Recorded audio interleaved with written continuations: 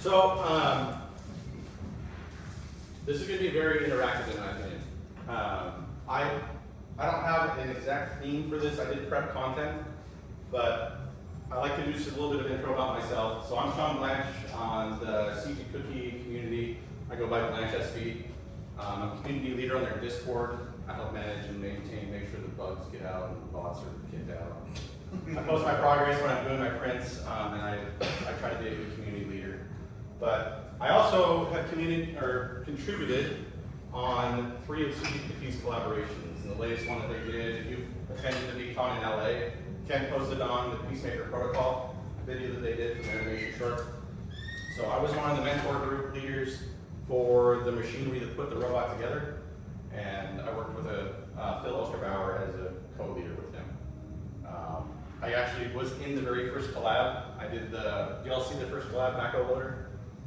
Yeah. That actually was a collab on accident. Kent was actually doing tutorials, and it kind of turned into, hey, you guys want to join in and make this model with us? We're going to do this big old backhoe machinery from Caterpillar. And I'm an employee of Caterpillar, so I had some inside scoop on stuff. I don't work in their backhoe division, but I was able to get some stuff to help us make some of our models work good on sources that were outside of Caterpillar, so I wasn't breaking any company policy.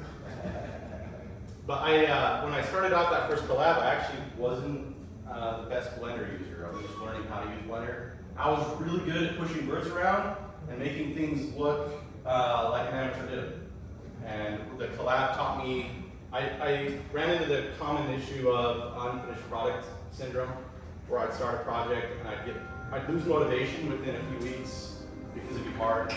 And then I'd get huge shiny object and I want to start a new project. And so the collab forced me to be on a deadline. I had to finish work. But then we kept having new deadlines for new fun things. We kept encouraging ourselves to push ourselves harder. So we did the outside of the backhoe and we're like, oh, we finished it. Well, let's do the inside next. And it just naturally built in. And after that collab, I found out I was actually completing my own projects. And so I joined the next collab and it got even better, and the next collab got even better. And I started building up lots of other shiny object syndrome. I didn't get into 3D printing until recently, but I got into the add-on community very quickly. I got addicted to SuperHive/Blender Market back then. I think I spent $1,000 on add-ons and assets just because I love doing Blender. I do this as a hobby. My full-time job is in mechanical engineer for solar turbines. So this is all just, I do really stressful work most days in my job, and I need something to detox, and I need to be able to check that creativity box. So when Wes is talking about find your reason for doing this stuff, the whole AI takeover and everything has no concerns for me because I'm a hobbyist. I love to do this stuff because I love to create and check the box because my day job kills me. But it provides and pays the bills, and I've got a family that I want to feed. But I still love the ability to make really cool stuff that I'm proud of. And I've been looking at 3D printers for, like 5 years, waiting and waiting and waiting, because I didn't have enough time in my shiny object side hobby time to learn a new hobby that needs maintenance. And the 3D printers, during the time where I was interested, they didn't have that panache of, you're going to buy the printer and then you're instantly going to mod the printer to actually do what it's supposed to do properly. And that's, like, for a hobbyist and maker community, that's great. But for somebody who just wants to create and print something, I didn't have time to go through that workflow. I wanted to, I just knew my limitations. And so I waited until I got some hobby money from individual clients, and Bamboo came out and released one of their printers, and the YouTube community blew up. They're like, oh, this printer's amazing. But it's got all these drawbacks. But if you want a printer that you can just make something, and then click and send to print, this is the printer to get. And so I bit on the hook and I bought one. I didn't spend any money out of pocket though because of my Blender hobby money that I built. And so it was really no risk for me to invest finally in my new passion that now I have to learn a new workflow. And instantly it was a great fun little hobby. I went right onto their website. Bamboo's got a great system. I don't really care what printer you use. We'll ask in just a second after I do my intro about what you guys use or if you're new to 3D printing. But I quickly learned that the models that are released for the 3D printing community, the ones that are free, some of them aren't ever really made to be 3D printed. And I didn't realize that until I owned a 3D printer, because how you prep something actually makes a difference. And I went from using other people's models to quickly making my own because I already had skills in Blender. And I didn't even ever think of Blender as an outlet to make my stuff in. And I'm not even talking about filling characters. I'm talking about day-to-day things that solve problems that have real annoyances in my life. Like I want something that holds my phone at night, but I want it in a very particular way, shape, or fashion. And I don't want to spend a lot of money at a store and then have a thing I don't like about it.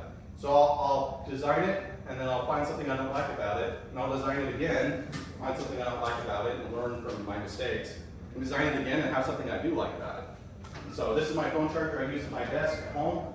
And I made a watch charger as well for my AirPods Pro, and made a phone stand. And some of these, everything here is interactive. So pick stuff up, play with stuff. Everything on the tables is free. You can take it home. The characters, I will request you bring them back, but I can always reprint them again if they end up disappearing on me. What do you want to see? That purple. Yeah. That was all 3D printed. That was all 3D printed. And this is the same 3D print. We'll talk through some of those differences. But 3D printing has become a really fun side hobby that you don't have to worry about maintaining the printer anymore. And we've just recently come into that age over the past 5 years or so. And so I joined during the wave where I was finally convinced that I could buy something and not worry about to maintain the thing. And for me, it's been a great investment. And a couple of fun things that it's turned into is I have 3 kids, and so it instantly became Christmas time every week. And my particular 3D printer has iPad apps, so they can go on the iPad app, go find free models that are on the community, and find a new Mario toy that they want to print. And they just click and send it, and they don't. This is the weird thing. We hold ourselves to a really, really high standard when it comes to creation. Kids do not. Kids, all they care about is the thing meets their imagination. And they have what it needs to do with their own mind because they still know how to disconnect reality from playtime. And so my kids would find models that just looked atrocious. Like, who made this thing? This thing was never made to be 3D printed. They'll go print it and they'll play with it for hours. And it costs 50 cents to $1 in filament to make. And I didn't have to do anything. And so it got so common in our house with 3D printing that we're fighting over the printer. The downside with 3D printers is this stuff doesn't just get printed in 10 minutes. Right? These things take a while, and we'll cover the slicing process. But we had to establish rules in my house because they were fighting over the ability to print. So now it's 1 print per kid per week, unless we've got some special thing we want to do, like doing a yard sale and they want to sell stuff. But it's made it Christmas time at our home every week. And the kids, like, I thought this was going to be one of those things that has the wave of interest and then it kind of coasts down and we never think about it again and it sits in our house. This is one of those objects that I thought was going to do that, and it's turned into like our microwave. We use it almost every single day. And at least in my house, it's something that we've all grown a love and affection for. My kids use it for playtime. I use it for all kinds of things. I use it for making my creations and the things that I'm proud of that sit on my honor shelf. Because I like creating stuff that I'm proud of. And so this is one reason why I make it. I'm also doing it because I want to be a better artist. So I'm learning new workflows on how to make things better. I eventually want to do the whole video game thing that a lot of us like to do. But making characters is an avenue to get into that. So I use one hobby to help feed another hobby, if that makes sense. Or one passion to feed into another passion. Okay? Now, just by raise of hands, who here owns a 3D printer? Oh my gosh, okay, that's a lot of people. That's way more than I thought I'd actually be talking to. I feel like 3D printers are going to be like a microwave. They're just and that's, yeah, it's getting to the price point now where just about everybody can afford one. If you can afford an AirPods Pro or something, you can afford a 3D printer. Yeah. My 3D printer, I spent $700 on the full combo, and now it's $500. They're getting way democratized. And the quality is up there now. Now, that's aside, we'll get off the sales soapbox pitch. But this is what got me into 3D printing, is I had little things I wanted to solve around my house. I mean, like, even for the most mundane thing, my cat's poop scooper needed a place to hang, and if I don't want to use a hanger or something else would get destroyed. So I 3D printed a custom hanger for our poop scooper, and never thought. And then it kind of turned into the next fun little thing. Oh, you know what would be cool? I saw something I was really inspired by some random Chinese guy who's an amazing designer on YouTube, and he made something similar. It's like, I could make something kind of like that. And I want it to be mine, so then I did. Now, just because I did it didn't mean that it worked every time. And so that's the whole point of this workshop, actually. We're going to focus on character, like appealing characters and how you approach a character in 3D printing. But really, it's a similar approach across whatever you're doing with 3D printing. For those of you who own 3D printers, are they resin printers or FDM, or is it the, what is it, SLF? FDM? Yeah. Any resin users out there? Sweet. Yeah, resin, if you want the best level quality detail ever, resin is still the way to go. FDM printing is getting much, much better, but resin produces fantastic and amazing results. If you don't mind the toxic environment. Or dealing with this much, like the amount of like spin to clean up or even Yeah, get started. it's got its own workflow, right? It does. Stick with PLA. Yeah, but Yeah. quality over quantity is what I look at. Yeah, if you're willing to pay for that quality, then you're going to use the workflow that provides that quality. Resin comes with its own pros and con drawbacks. But we have, I know Sebastian here, he does amazing models and he resin prints them. Right. And they're the models that make me super envious, oh, I want to get there someday. But with an FDM printer, you can still get really amazing results. It doesn't really matter your print workflow. The stuff that we're going to cover here can kind of be used in any of these workflows. It doesn't matter if it's resin. Now, I don't know about, what is the SLS, where it's layers of powder that then heats up. That one's actually, I think, an easier workflow because you don't have to worry about supports as far as I understand it, okay? But when I'm teaching this, it'll be the resin workflow. And I used the Slicer software, for those of you who have Bamboo, they have their own knockoff version of Orca Slicer that they robbed and then put their name on it and they modified it. That's what people do in the open source community, right? We all do it.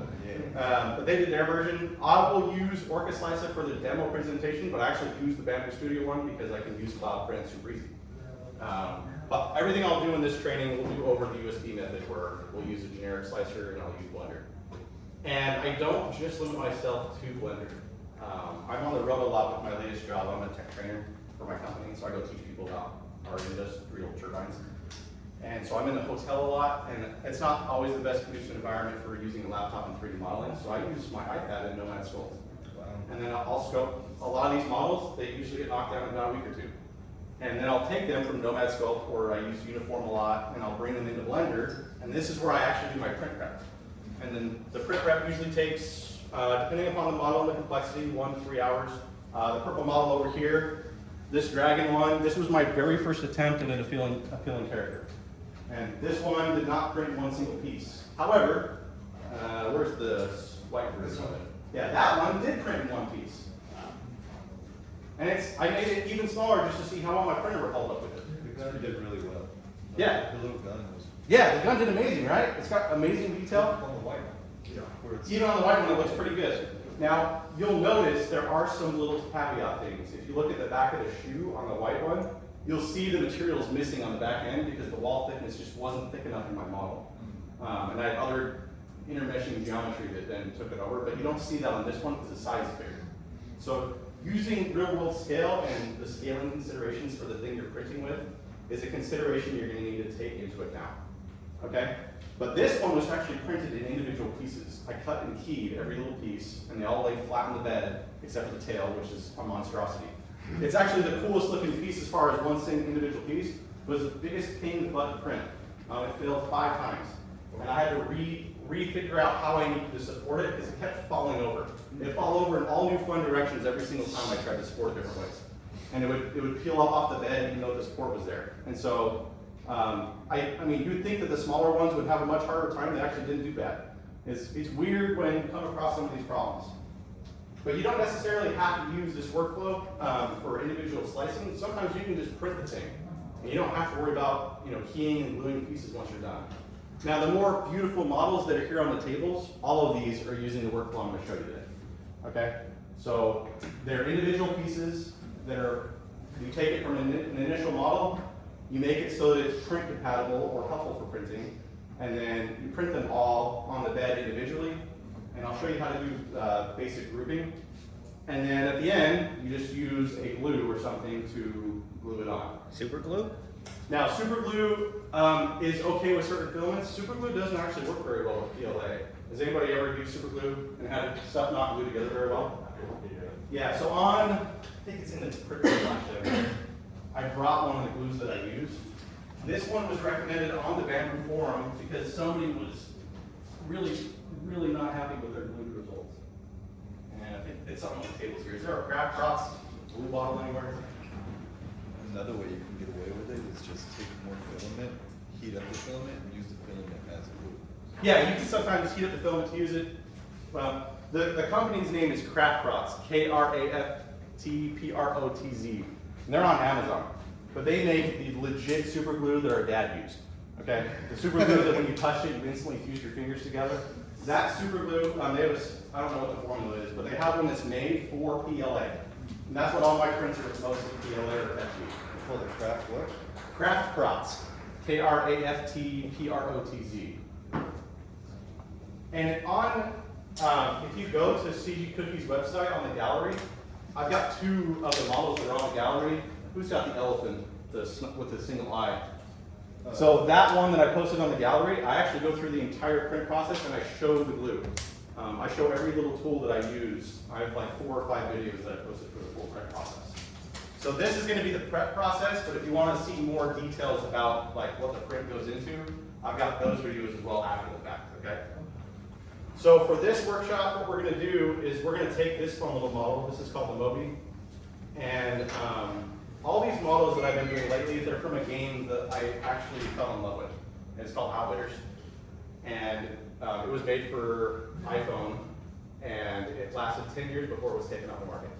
And it was taken off this year, so I'm doing a tributary of all the characters as my own checkbox as I'm learning how to design characters. So this is the best character in the team. He can suck up units. It's a turn-based strategy game where you take turns on a board. Okay.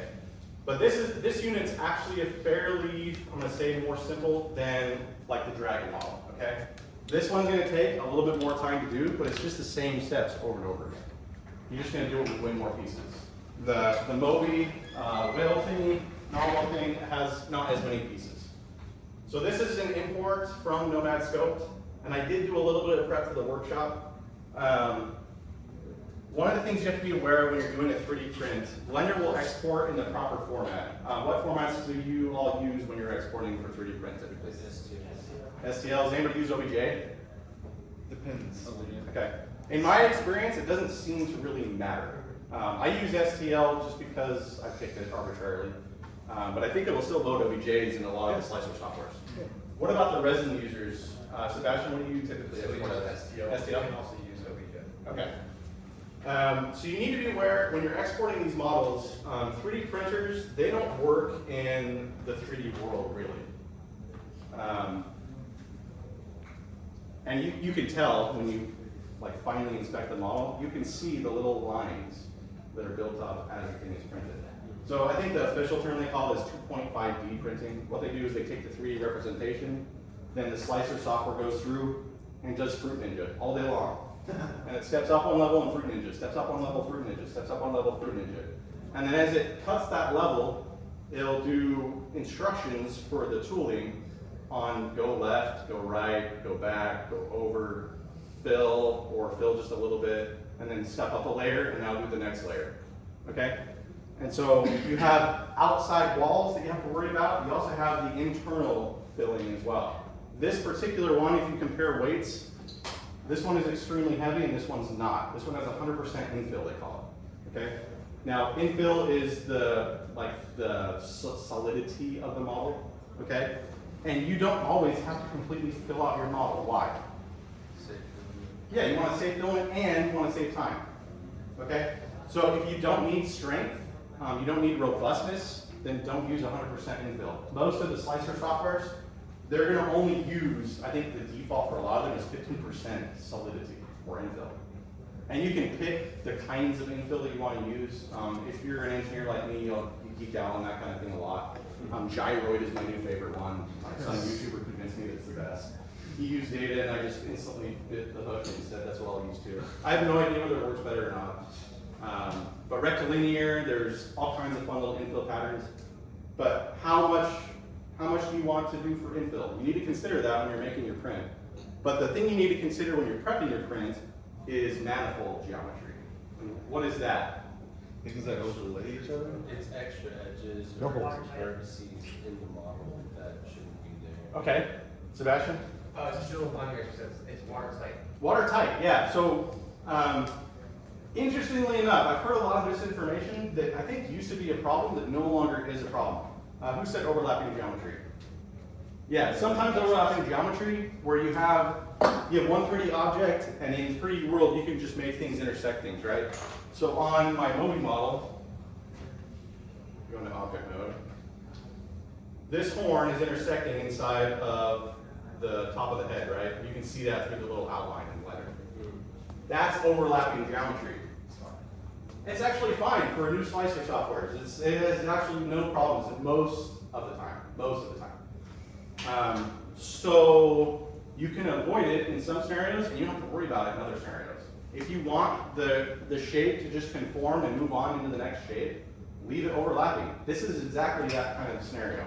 This fully overlapped print, all the individual pieces went into each other. They're on the inside.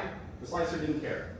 It handled it just fine, and it didn't need anything to worry about. Now this one actually has individual pieces, so I do need to concern myself with overlapping geometry. So it depends upon your use case. Does that make sense? Now, watertight. So explain watertight. Watertight means that if you have a shape, it has to be fully and completely connected. So if you've got, say, a sphere, you just cut off that top part, and the inside is hollow. It's just an undefined shape because there's no solid geometry. It's just a shell. Yeah, you could like pour water into it, which is funny because if it's watertight, you actually can't get anything in or out. But if you were to pour water into it, nothing would come out. I like to think of it as like a balloon. If you want to blow up the balloon, there need to be no holes in the balloon. That needs to be manifold geometry. So if there's anything in the model, like little vertices that are hanging out in the air, or you have an opening in the geometry, that's non-manifold geometry, and 3D printer software won't accept that. However, most slicer softwares nowadays, they'll warn you. Oh yeah, go ahead. Can I see one of those to pass around? Yeah. You guys? Yeah. Yeah, I mean, everything here is interactive. Pass them around, give them your neighbor. In order to be 3D printable, though, you have to have everything closed up. Slicer softwares, they'll error and tell you that you have non-manifold meshes. And a lot of them nowadays, they'll actually have a fix button. You just click it and it will fix the problem for you, typically. It may not fix it the way you want, but it will fix it. Sometimes I've had it fix a model for me and then took it back into Blender just because it fixed it. Yes. Like, look at it. Yeah, it's interesting. So I like to set my models and try to figure out their manifoldness. There are a couple of tools that you can do to make your model manifold. Sometimes when I export from Nomad though, and I bring my models in, now I've got a lot of faces in here. But guess what? The 3D printer doesn't care. It doesn't matter what my topology is. So I'm not. I mean, this file is probably a few hundred megabytes big. I don't care. Because I'll delete it if I want to later, and it'll be done. You don't need to worry about re-apologizing when it comes to 3D printing. Now I still do quads just because when I need to make adjustments, quads are nice things to work with, and if you need to subdivide, they work well. So you can use the quad remesh algorithm inside that's built into Blender, or because I'm addicted to add-ons and things, I bought the quad remesh add-on. You can see it on my end panel here. And this thing's amazing. You just tell it the quad count and it'll generate new geometry. This is great for 3D print workflows. You don't have to use it, but it is something that will help. If you have unmanifold geometry, sometimes this thing struggles too.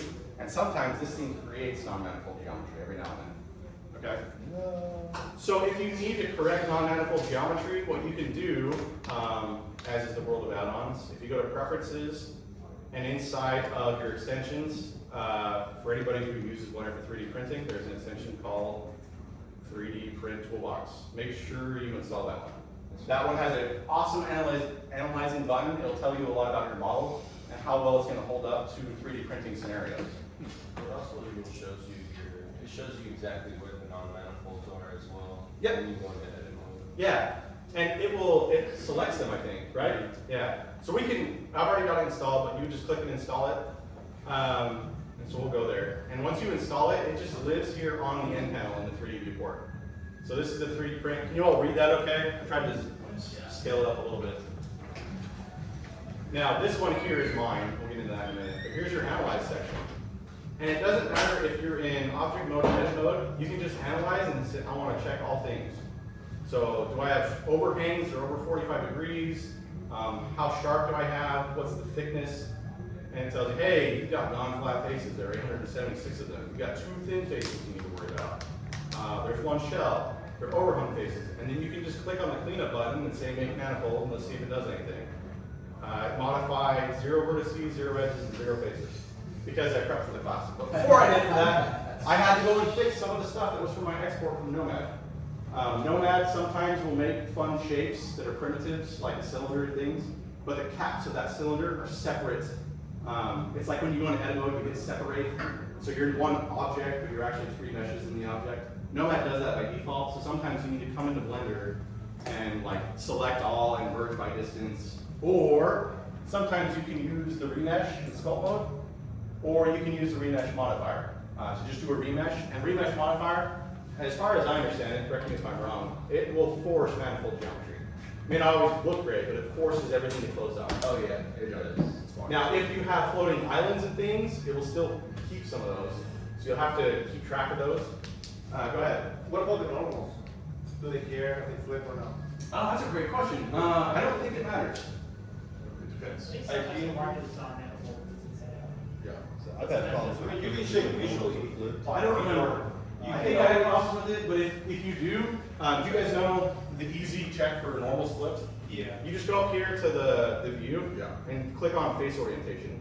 And if you go to the preferences under your theme space, you can go find in the 3D view, there's one that has face orientation. And so you can pick your color for the normal. I think I've got mine set to red.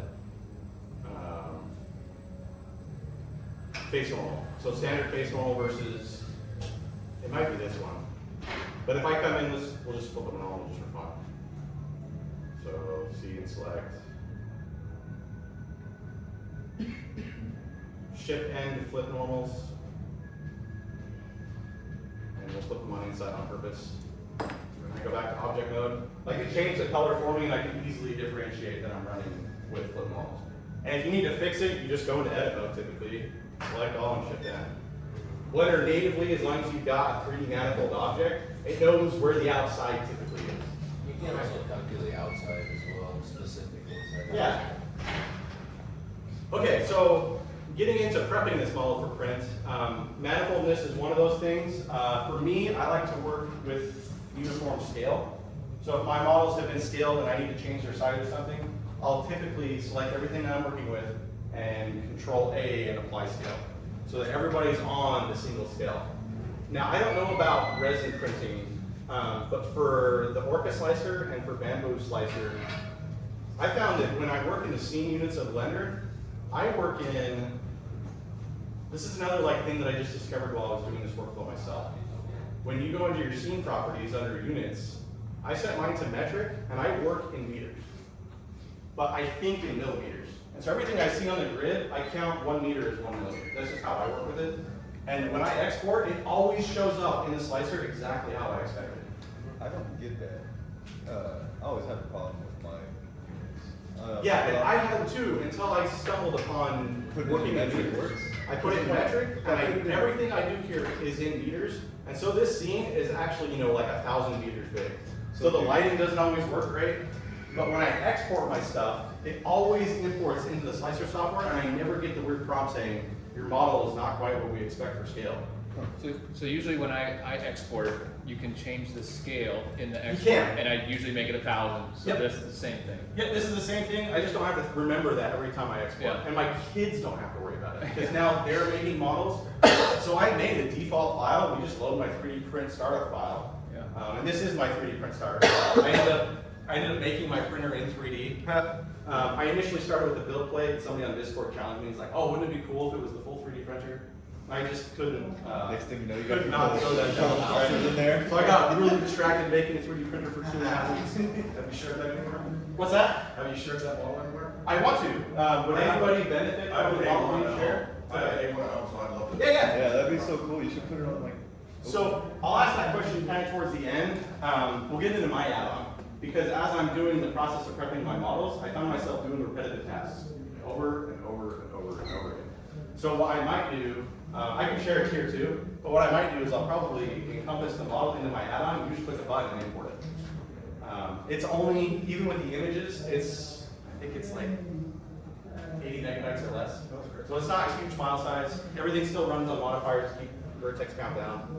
I don't care about my model size, but I do care about my standard startup file size. I'm worried like that. I have weird standards. I need it to start up quick. That's right, I do want it to start up quick. So the 3D print toolbox is great. I won't claim that I'm an expert at it. All I usually use it for is to make my stuff manifold. And then I send it over to Slicer to do my other fun stuff, or I do my other prep work. Are there any questions with 3D print toolbox add-on though from what I've said so far? Otherwise, I'll go into actually doing some of the cut prep. Have you ever 3D printed your 3D printer? Somebody's asked me that actually. Not yet. It's got a lot of overhangs, and so maybe one day I'll feel ambitious. It won't fit on my 3D printer, obviously, so I have to scale it down. Or I could make it in multiple parts and make it life-size scale. But yes, that's a what do you call that? Like an imaginary musical that I'll do one day when I have all this free time. Or somebody will challenge me on Discord, and then I'll take the challenge. Why do you like this workflow versus using like Bamboo to do all the slicing of your parts for you? That's a great question. I like Blender.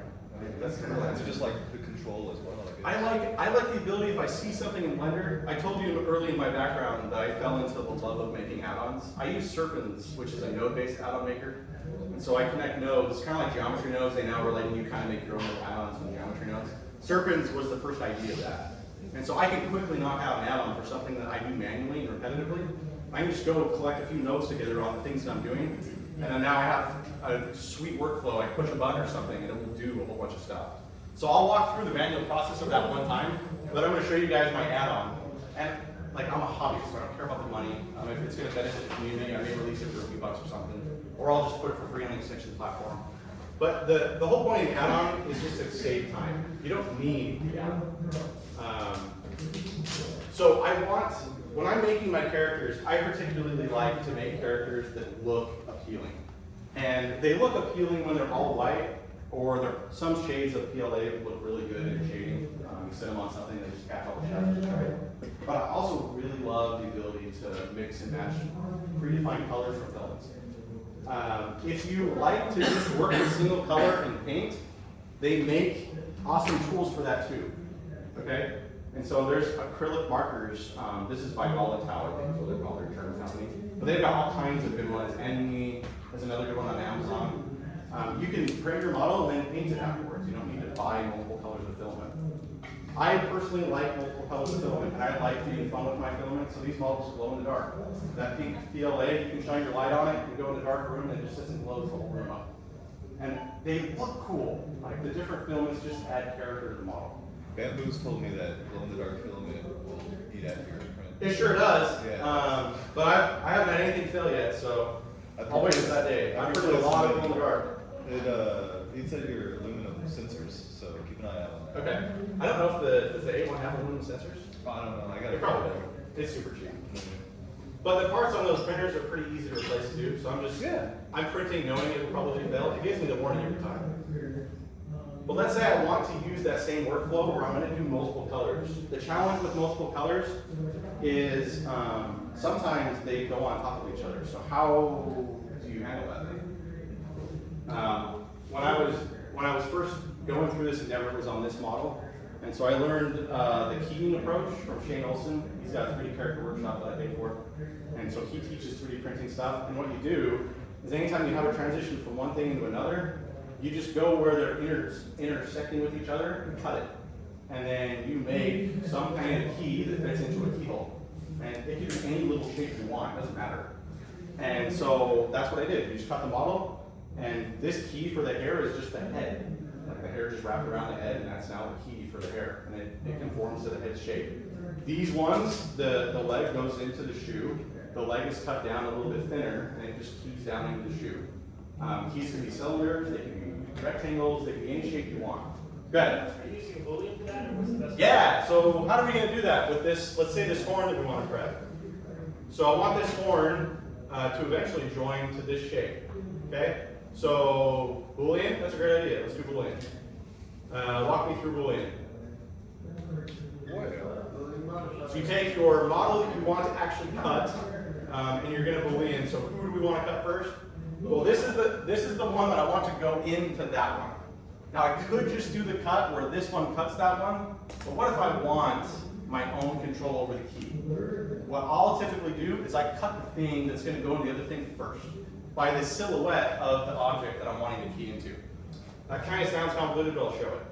So this is the one that I actually want to add the modifier to. So I go add a boolean, I pick my object, set it to difference, and then I click on the head and body, and now it's been cut, right? I see what you're doing. Use the manifold solver. Sometimes I use whatever the default solver was. I don't think I have a lot of problems. Manifold, I think, takes a little bit less time than exact. It's considerably faster, Is but the surfaces have to be manifold. Yeah, the surfaces do have to be manifold, otherwise it completely fails and the thing disappears. Yes. So if I had like a hole in this thing, the model is now gone. Okay? So yeah, we can set it to manifold. There are some other cool solver options, such as materials. And so what happens when I cut? Do I want to transfer this material onto this material? I could.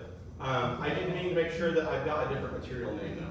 So this one's got material 0 and this one's got material 0. It's probably not going to be a very good material transfer. But if I duplicate the material, now I've got material 001, or I can just call it head. And then I've got this one, and I'll call it horn, or whatever. Now I've got 26 items named horn for material. Don't worry about that. Okay? But we can do the material and the Boolean modifier as a solver option. And I think index-based, it will add an extra index, and transfer, I think, replaces the full material, doesn't it? Whenever you're talking about like material, like printing that color. No, it's the shading material in Blender. But I'll show you why I talk about this. Yeah, okay. Alright, select it. So you can select it afterwards. Yeah, smart. Super smart. And so what I'll do, before I apply, there's another caveat with 3D printing. And I imagine resin printing is the same for those resin printers. When you have two objects that are infinitely close together in 3D, when you actually print them, and you need to fit something inside of something else, they won't fit. Why? Warping. Yeah, tolerance is one of them. The printer only has limited tolerance, but warping. When the 3D print, the filament is squeezed out of the nozzle, or it's with the resin printer, the laser is doing the thing. It doesn't always do it the way we would expect to on a 3D program. It does it in the real world fashion, where things don't work the way you expect. And so the two things are the exact same size. The hole is 5 centimeters, and the peg is 5 centimeters. You print them and they don't go together. Because the peg expanded when it printed and the hole shrunk when it printed. Okay? Well, So with that's this true. one, that's not a big deal. That's true in manufacturing. Yeah, it's the same process, right? Your cats have the same problem here, fitting things together, so. Yeah. So how would we handle that in this scenario? You can solidify it. Yeah, solidify it. That's actually what I do. I believe it's 0.03 millimeters. You know what I like to do? Because I work in Blender meters units and 1 meter is 1 millimeter. I just hit 0.1. And for whatever reason, that one actually works pretty good most of the time. So I try to keep life simple for myself. But if I want to use a solidify modifier, maybe I want to keep the head the way it is, but the Boolean object head I want to be solidified for the cut. So I just duplicate the head. Duplicate it, come up here, I go find the new duplicate, and I'll just call it a bool copy. So I can keep track before I start exporting. I don't export two heads. Okay? Then I come up to my thing that's being cut, and instead of head and body, I'm going to type in bool so I can find it easier. Here, head and body bool copy. But now I need to go to the bool copy and add the solidify modifier. Okay?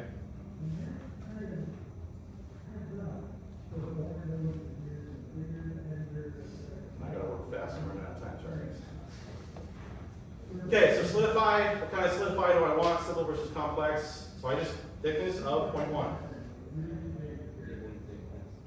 Even thickness? Sure. And I do only rim. Okay? Only rim means it just does, rather than solidify will solidify your model in two directions. So you have an external face, it creates two external faces. One inside and one outside. When you pick rim only, it only does the outside one. Okay? So when I go into this mode, I should hopefully see, move my offset. And you can kind of see when I zoom in, it's going outwards only. If I didn't do only rim, it goes outwards, but it also goes inwards as well. There'll be another surface in there that it cuts and you won't get a good boolean. Okay? So now I've got something I can finally cut, so I apply the boolean cut. And we'll just go into local only view. When you look at that, the materials transfer on the cut. What's nice about that is I can come into the model and I can click on something and shift G, and I can pick based upon, you gotta go into face mode actually. Shift G, you can pick by material.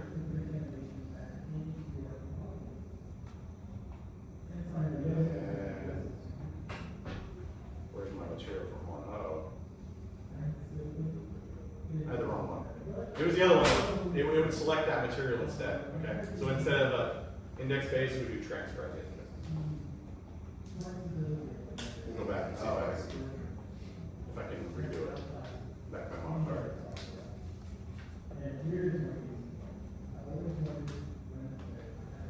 Okay, so instead of that, let's try transfer and see if transfers one of those. Apply, go to local view only.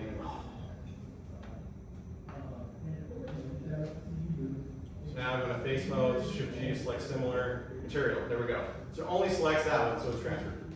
And what I can do is I can just hit the F key and make it one face. And then I can go I for inset, make it something, This one may be a little bit more difficult. So instead of inset, I'm just going to extrude. And I just try to get my view aligned. And I just extrude out. And then I scale down. Okay, there's my new key. Now I take this object and get rid of just hide my dual copy. Now I use this. And it does kind of matter how far do I want to extrude. When we work in 3D, sometimes we see the world a little bit differently than the real world. So that's why I made the 3D printer as well, is to get a sense of scale. And inside the 3D print file, I added rulers. And so when I turn my rulers on, I can use the rulers.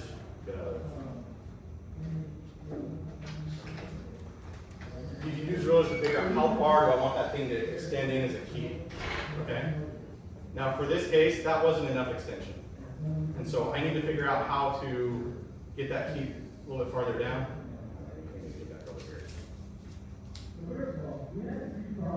Now I just move it out farther and scale it down a little bit more. There's my new key.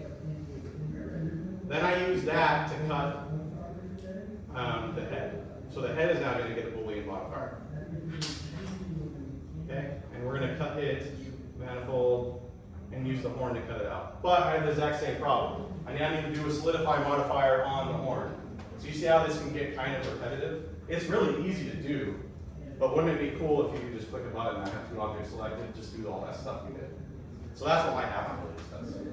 So rather than doing this and adding a Boolean modifier and duplicating objects, I put it on the 3D print tab. I just called it print prep. So I select one object, select another object, use the active to cut the selected. Boom. I hate you. That is so cool. And like a lot of the hard work is already done, okay? Now I can even, like the Boolean object was hidden, it's still here, but it's been moved out of the way, and you've got the cut name. And now I can take the model, and I can go and set this somewhere on the bed and just lay it on the bed, okay? And then that's now been done. And I can now grab this piece, and I want it to be cut by this piece. Use active to cut selected.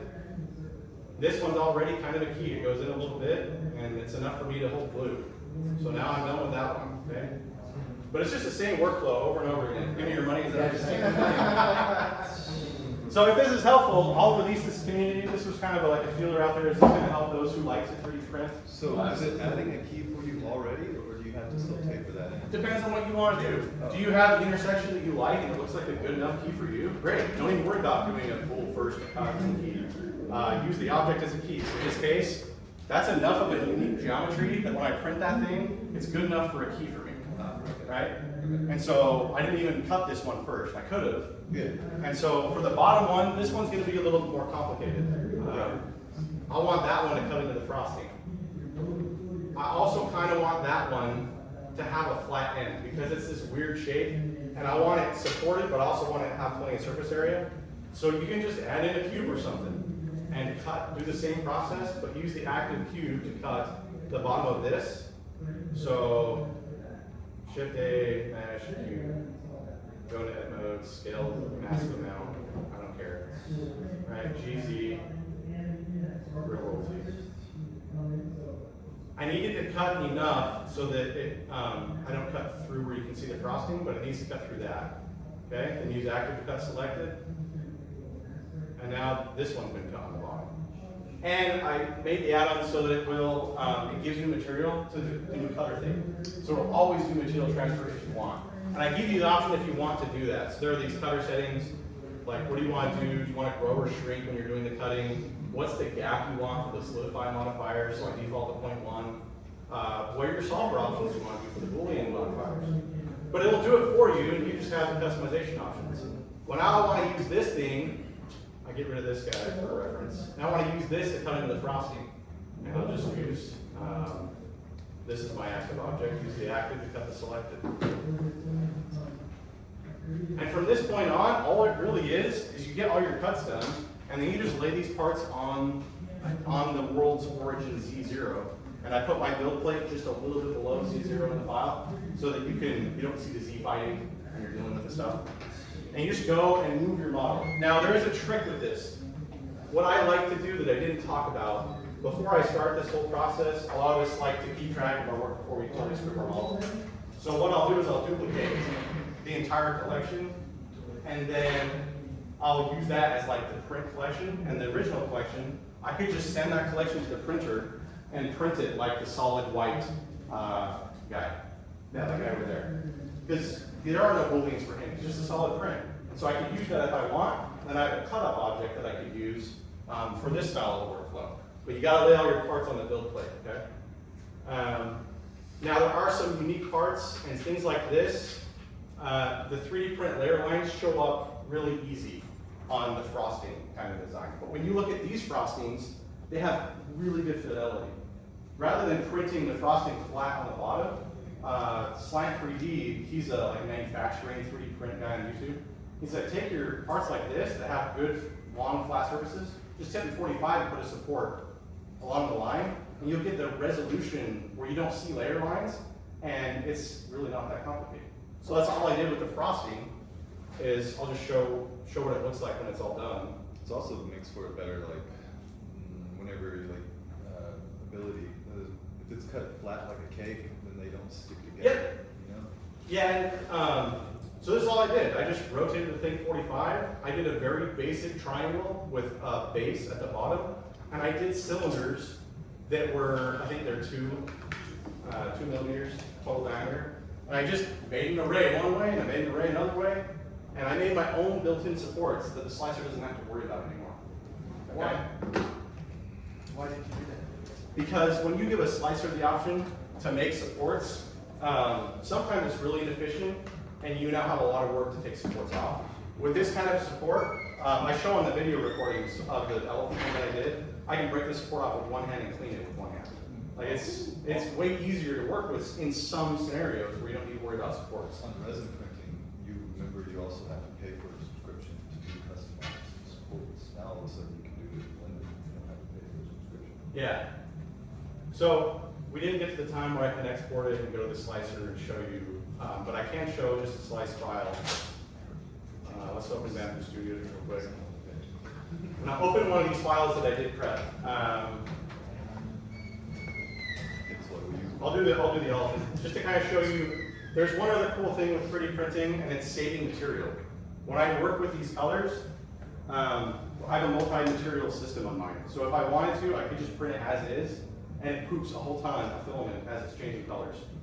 But if I want to save my filament, and at the cost of a little bit more time, I can just group all my same colored objects on the build plate and make them one object in Blender. And then I can tell the printer, hey, print per object. And that's just a setting that's in the build plate.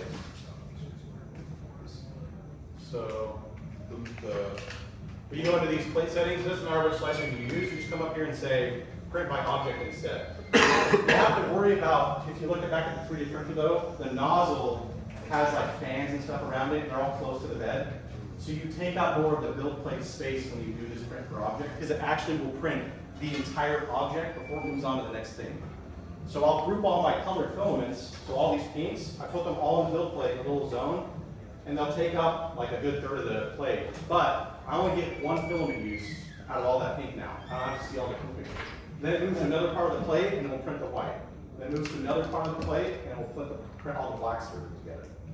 And so that's how I use with my slicer software. That's what I'll do for the prep.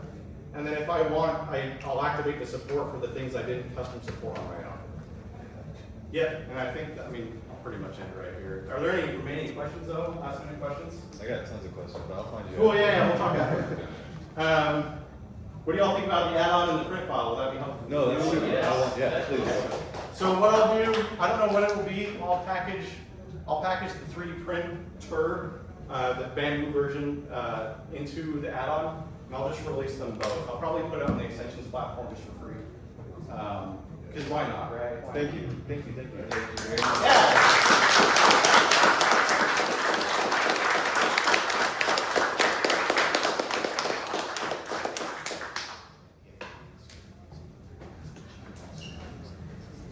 Yeah.